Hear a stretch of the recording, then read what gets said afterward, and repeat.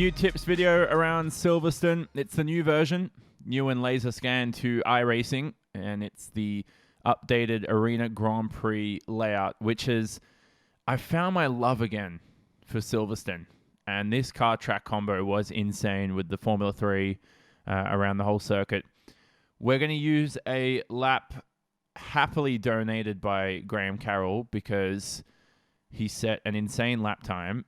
And myself, Jonathan Simon, was about 4/10 slower than Graham. So I'm not going to use my lap this time around because he is a lot quicker.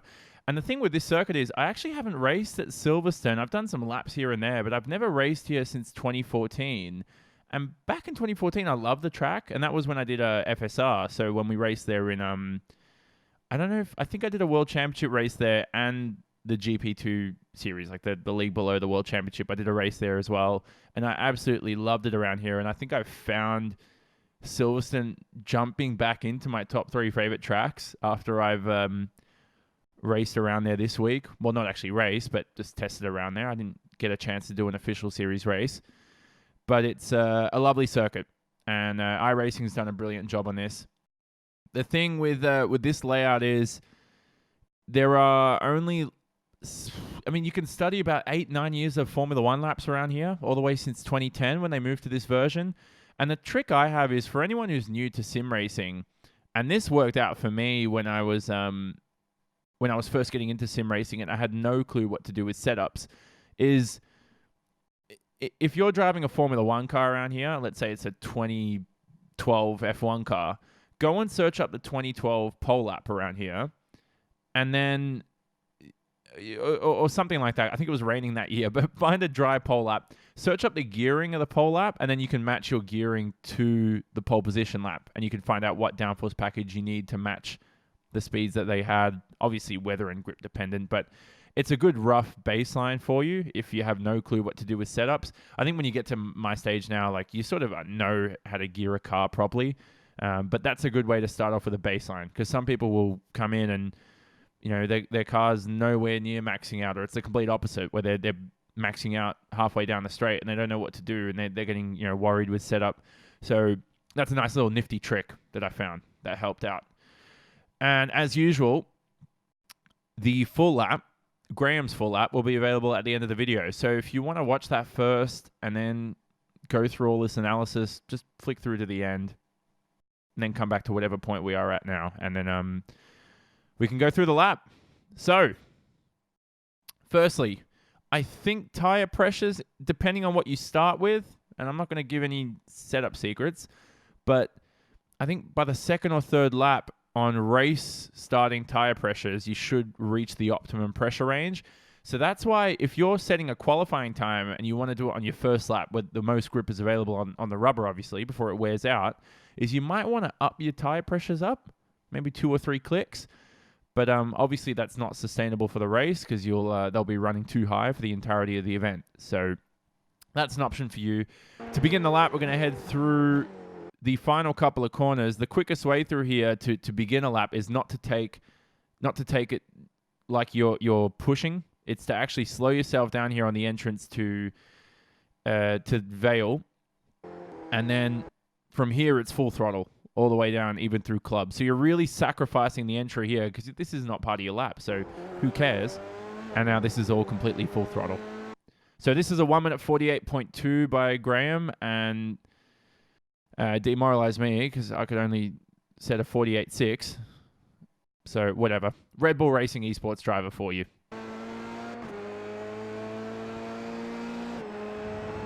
Let's watch all the way down to the loop.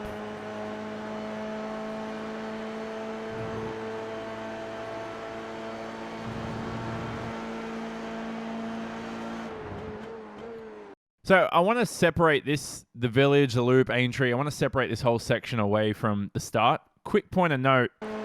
Normally you'd think, why isn't Graham going all the way out wide here on the curb and then straight lining this a little bit more?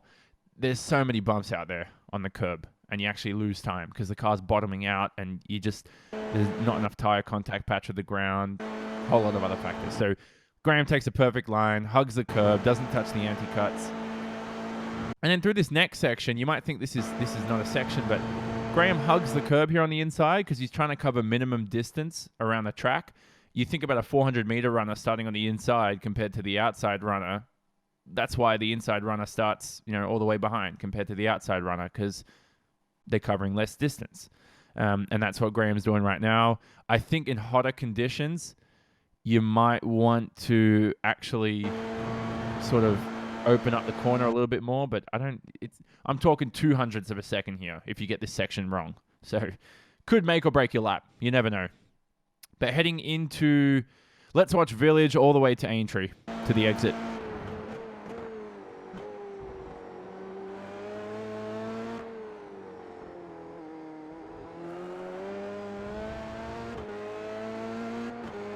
And that's pretty much it. I mean, that's a full throttle section. That's not really a corner. First of all, brake marker, for those of you wondering, is right about here. So as soon as the curb begins to the left, that's your brake marker. You want to straight line the braking zone. And then as you're straight lining it now, so Graham's already onto the brakes here. Then he starts to, so here's my hand. I'm a full brake here, 100%. I start to bleed off the brakes. And that allows me to get the front end to bite into the corner. I've watched almost like a ton of Formula 1 laps around here just to see, and Formula 3 too this year. Having two wheels on the curb here on the inside is the quickest way to get around this corner. So make sure you're hitting the apex right up close to this red sausage curb. That is the quickest way. You want to get on the throttle on the apex now just to sort of, right about this point, you're starting to just get onto the throttle just to get that rear end rotated a little bit. Get the power to the rear end because it's a rear-wheel drive car. And you might be wondering, okay, this is a sequence of what, like 2-3 corners. I'm going to count back corners now because if you come up to a complex and let's say you don't have any reference laps, you're on your own. How do you approach corners that the exit is the entry into another corner? There's no straight, if that makes sense. So they all link up with each other. It's like a puzzle. I think back to what is the most important corner out of this complex right now. And to me, it's straight away this one, the exit heading onto the Wellington Straight. Because after this, there's no more corners. So I have a 10-second full throttle zone coming up. I want to nail this section. So now I'm going to count back corners. And obviously, any like Graham and all these talented guys, they're not thinking about this. They know this. This is second nature to them. But as I said, if you're new to sim racing, you got to learn somehow, in some way. Count back the corner. So the exit into the loop and an Aintree is the entry here. And you got to think, how can I set myself up for a wide entry? And that means you can't go out wider here on the exit of Village.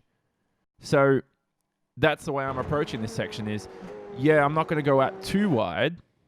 I'm going to make sure I set myself up for the entry then heading into the loop. Now, you might be thinking, why isn't Graham now then all the way out wide here? That should be a wider, better line. You can carry more speed on the exit. But he'd be sacrificing so much speed through Village just to get that tight line on the exit that it's actually slower. So that's why, again, any logical quick person through here is not going to be pushing through a corner that has no exit and is going to be all the way out wide here to the left. And they're not going to be sacrificing their apex speed. Like Graham at the bottom here is 116 kilometers an hour. To get to here, he'd probably need to drop to like 105. And you're losing a tenth of a second doing that. That's a lot slower. I'm just going to read my notes. I don't want to forget anything. Our brake markers are here. I mean, this is confusing because this is what you see in the cockpit cam, which is nothing. But best brake markers I can think of are, see these little two shades of rubber? I use those as a little brake marker, or the start of the AstroTurf. When that starts to end on screen, that's when I begin to hit the brakes. So if I just play it again, bang, I'm on the brakes there. Now I can just hit that apex there on the left-hander into the loop. So that's those are my brake markers. it's a little unrealistic. I mean, obviously you adjust to conditions. Like, in the real world, these aren't always going to be here every single lap. But in the sim, I think that's just part of the texture of the track. Most of all, if you're not a brake marker person, then it's just going to be muscle memory. You'll know it after completing 500 laps around here. That it will just be natural, and you're not really going to be looking for a marker. So that's what I found the more laps I did around Silverstone. The last thing I will say, well, actually, last two things. There's something in Graham's setup that he sent me, and I'm not going to reveal it publicly out of respect, but I was really fascinated to see what he did, and it was something so simple that I thought it's unrealistic. Like, it shouldn't work in iRacing the way that everyone teaches you to set up this part of the car in iRacing, but it's a trick I used to use 5-6 years ago, and it gets the front end to bite a little bit more into the racetrack. Because I was understeering. I think when Graham sent me a setup, I gained 4/10 my first hot lap around here. So these slow speed sections is where I gained the most time. I think I gained 3/10 through here, the loop, and then the rest of the lap was like a 10th. So I don't know where I gained the rest of the 10th, but he did something that really got the car to bite into slow speed corners, which was awesome. And another thing is, you might look up Formula One pole laps from like 2014. Or even above, like 2012, 2013, before the resurfacing. I think they resurfaced Silverstone. So I'm assuming iRacing have laser scanned the post-resurfacing version. I might be wrong, because there used to be a bump here, and all the quick pole laps around Silverstone had, like, Hamilton used to be the quickest driver, obviously in a Mercedes, but he used to actually miss the apex through here. And I'm like, why aren't you taking Graham's line, which is through the inside? It's the logical line. And there used to be a bump there. So I think that bump's been removed. So if you watch a lap and you're wondering, how did that get pole? And he probably lost 2/10 doing that. There's no bump. Tested it. There's nothing there. So that's a very complex section. So we'll go all the way down to... let's analyze the Wellington Straight. No, I'm joking. Let's go all the way down to the exit at Luffield now.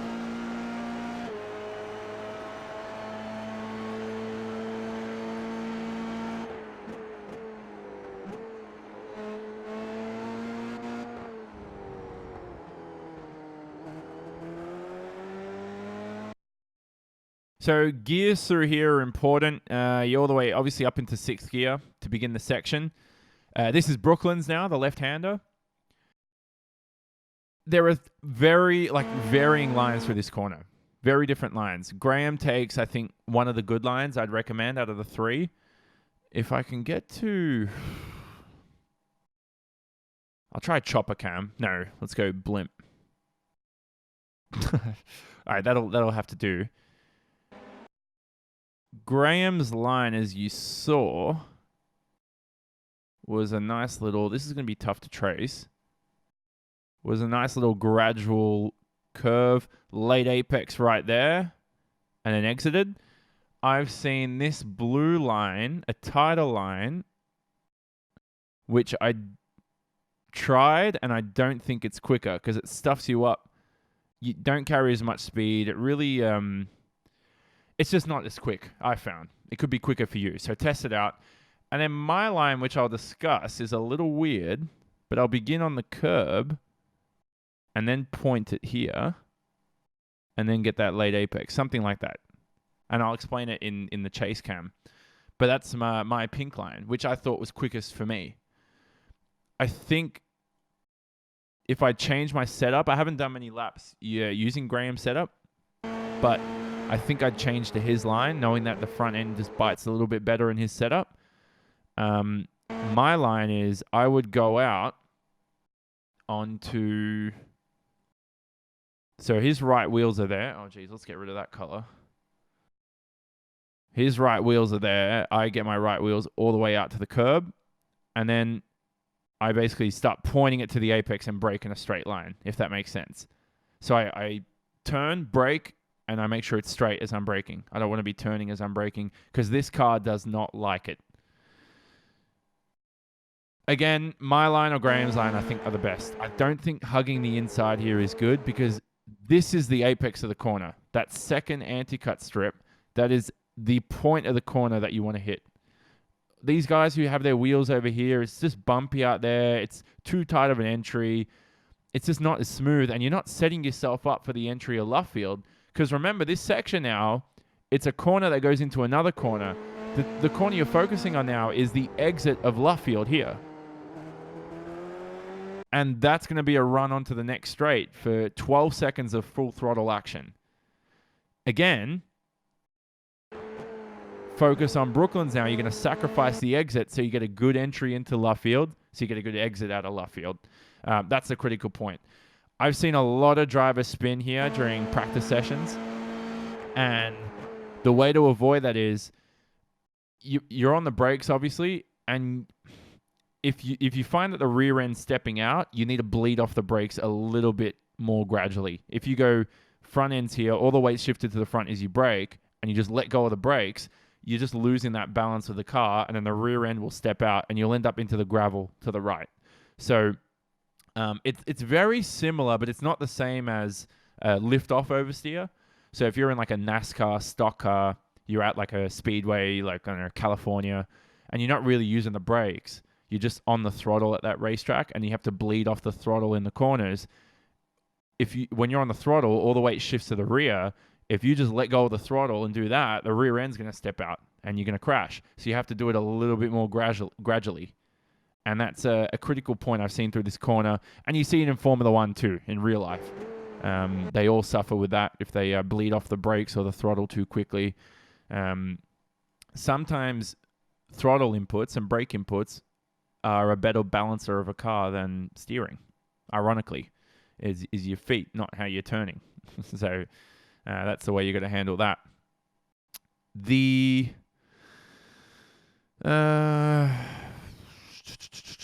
Looking at my dot points. So you're into third gear in Brooklands, I think? Is Graham in third gear? I'm in third gear. I can't even see what that gear is. Fourth. Yeah, he's down to third. So he downshifts pretty late there, into third here. And then now you're setting yourself up for the entry into Luffield. Again, you watch like Lewis Hamilton, Bottas, Verstappen, Ricciardo, I don't know, all the quick guys around here, Vettel. Whenever they set a good lap around here, they throw two wheels on the curb here in the entry to Luffield. And as long as you don't drift out too wide over here, unless it's a wet race, because that's where all the grip is, in a dry track, just two wheels on the curb like you saw Graham do, and then use the brake pedal through here to get the front end to bite into the corner. Bleed off the brake pedal. Graham's on the throttle here at this point right now. He's just getting on the throttle at this first anti-cut strip. This is where I lost a tenth to him because I was getting on the throttle right about here. And to me, now I know how to fix it. I've got to work on it. I've seen other drivers I listen who are 2-3 seconds off the pace and they're getting on the throttle around here. So you see the difference here between yourself and Graham, who's got, I think I don't know if it's a world record time, it might be beaten, I don't know, but very good lap, The main thing is you don't actually see the exit, so you just have to trust that the car's going to stick. Off out wide, that's legal, that's not against the rules. And that's perfect. So that is Luffield for you. Use all full exit. I love how there's no off track there. That's the way it should be. Let's watch all the way down to the entry into Maggots. You'll notice something funny right now.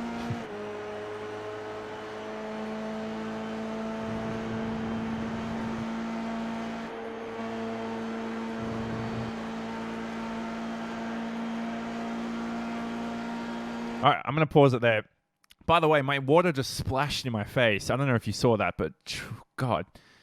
I hope it didn't look as bad as it felt.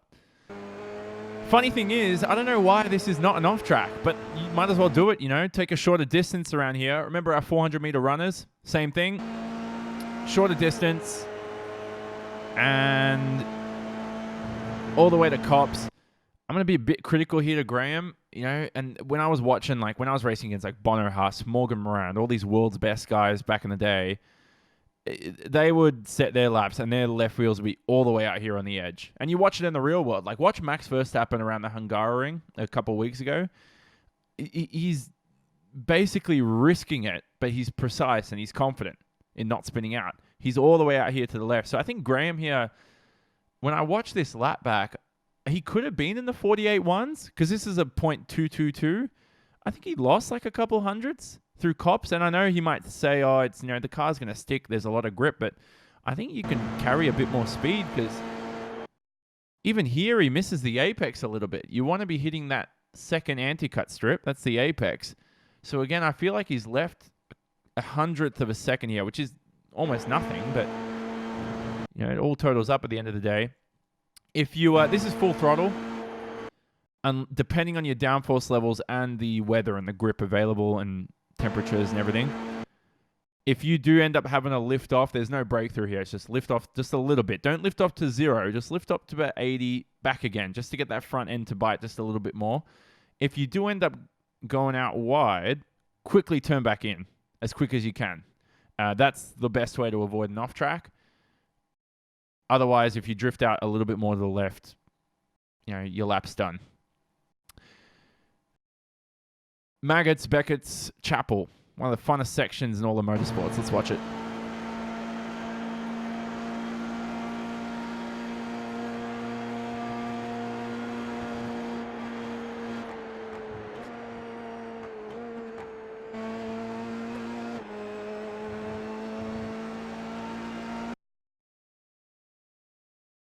Very fun section. Let's go to the start of Maggots. Hug the anti-cut strip here. Best way to do it. Couple lines through here is I tried. Now, Graham's line, he doesn't actually use the anti-cut strips. I drive completely over him. So I'm all the way over here. I feel like I open up the entry into the next corner a little bit more. So I have to test whether Graham's line is better because the car can bottom out through here. But he gets it. He gets the nose just biting into the track quite well. Now in Formula 1 back maybe 15 years ago, this was a lift-off, I think, and then there were 2 braking zones. Now in the Formula 3 in iRacing and in Formula 1 now in the modern day, this is just full throttle, then into 2 braking zones here. So you're braking first here and then braking again here. And it's a very 20% brake input. It's hardly anything. Now the trick is, it's a very tough turning point. You have to find that sweet spot right here to get those 2 left wheels onto the anti-cut strips. The car won't bottom out with these 2 on the inside here. And then second braking point here. And how you have to do it is, let's play it from a cool onboard cam. Look at Graham's gearing on the steering wheel. So he's into 6th now. There it is. For those who can't see.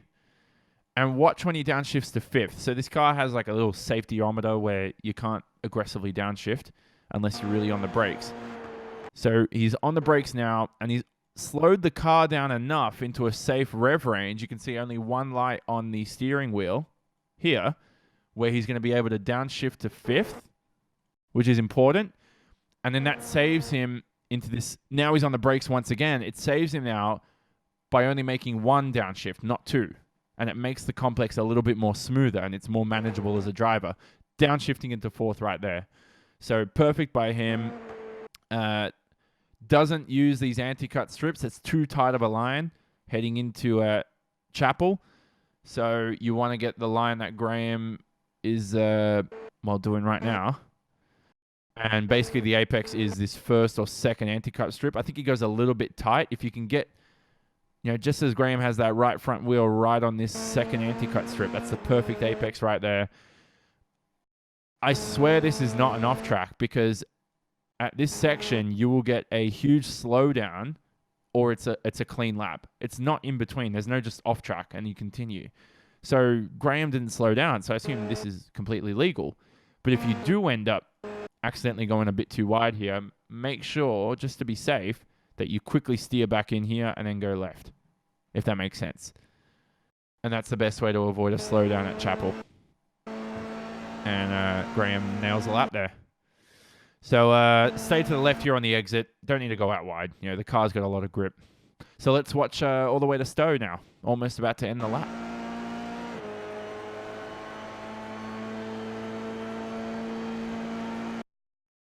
was that someone just blow their engine?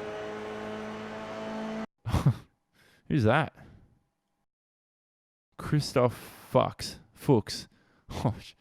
Let's play it. Wow, he blew his engine. Didn't know that was possible. Let's play it to the exit of Stowe.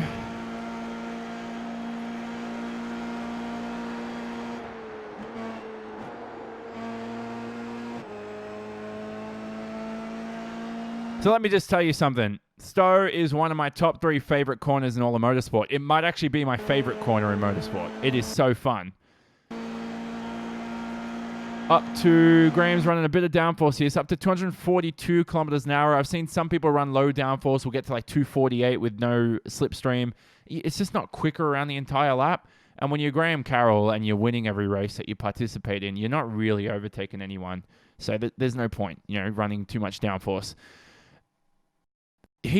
Now think back to our Brooklands lines. Graham takes the same line he does through Brooklands. I take my line. Graham takes a nice little late apex through here. I'll talk about him missing the apex because that might actually be quicker. I tried this line. I don't think it's quicker. I think Graham's line is quicker, but I've tried this where I'll get 2 wheels here onto the curb, point it at the apex and steer in. So I'm straight lining the braking zone a little bit. And it's just minimizing how much I'm steering through the corner. Maybe that saves tires a little bit more. Could be a little bit slower, but just, a couple of different lines. Graham's is obviously just straight line braking, gradual turn, a lot smoother. I think his is a little bit quicker. But I know Stowe inside out. It's my favorite corner in all of motorsports. Now, you might think, I like to hug the inside here and just have 2 wheels onto the curb. But to achieve that, you might need to slow this apex speed down. He's doing 182 at the moment. I want to see what the slowest is that he does. I think it's 180. So now he's on the gas right here on this first anti-cut strip. You could hug the inside and you could be doing 177. So unless you're getting on the power earlier, it's probably not quicker. So that's something you have to test. And just be careful of the off tracks here. It can really ruin your lap if you drift out any more to the left than Graham has. 4th gear corner is Stowe. Some people take it with 5th. You take it through 4th. Even if it's for a short time, it just gets gets the revs up there. Oh, and remember we talked about lift-off oversteer through Brooklands? You can suffer with the same problems here at Stowe. You're off the throttle here at Stowe, so if you find that the rear end is sliding out and you're spinning out off into the runoff, you might actually need to go faster to keep the car from spinning out. Now, it sounds ironic, but because you might be letting go of the throttle and you might be just not balancing that rear end. You need that rear end planted through the corner. So you might actually need to mash the throttle a little bit more just to get that rear end stuck to the ground, which is critical. And now through the final corners, it's been, like half an hour? Almost finished a lap. Finally. Vale and Club. Another complex. That's the lap around Silverstone. Let's go to Vale. Is this Vale? Vale Club. Yeah, Vale Club. Upshifting to 6, even if it's for a short time, the gearing is not set up well for these corners, but as long as it's set up well for the rest of the lap, you're good. Brake just after the 100-meter board. So you're braking just about now, as soon as this curve begins to begin.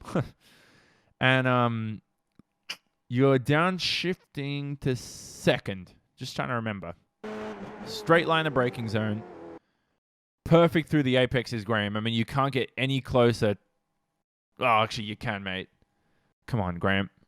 There's like a little 3 millimeters there you could have improved on. But nails this corner perfectly into 2nd gear. And now there's a quick full throttle section now. So you're back on full throttle here. Shift up to 3rd through the apex. And now you're full throttle for the rest of the lap. And you have to trust that the rear end's going to stick because of the off-camber nature of the corner. Be ready to correct the car through the exit here. And that's a lap around Vale and Club. The only other tip I will give is And look, he just nails these corners perfectly right now. He's very close to the anti-cut strips. The last tip I'll give is you can essentially damage your race and damage your front ring if you bounce over this little sausage curb here. So I found that if you feel like you're not going to make it in time at this point, feel free to steer out of the corner and have your right wheels pointed right there, right on the edge, and then rejoin the racetrack. It's not quick. It's off camber. There's no grip. It's a longer distance. You're going to lose time, but it's like a 200th of a second that you'll lose. It's not the best way to begin a lap because of the lack of grip as well. But you'll avoid an off track, surprisingly. And it works. So I'm not sure if iRacing will fix that. But for the moment, anyone who wants to legally cheat, there you go. Bang. He made it, and he doesn't have to worry about that. So I'm hoping now, I think Formula 3's at Montreal next week, and then at Watkins Glen the week after. Graham and I actually, he was in our Watkins Glen video from last year. So if it's the same layout, go and watch the video back, and you can get some tips ahead of the week. Montreal's my favorite track in motorsports, and I'm not sure if I'll have time to do a video, which I'm a little disappointed about, because I don't think Montreal's on the F3 calendar next season. I might have that wrong, but I'll see if I have time to do a video on that in a week's time. But if you enjoyed as well, feel free to comment if you have any of your tips of your own and anything you want to share that you might have think I missed. And of course, like the video, subscribe as well for more of these coming in the future. Hope you enjoyed.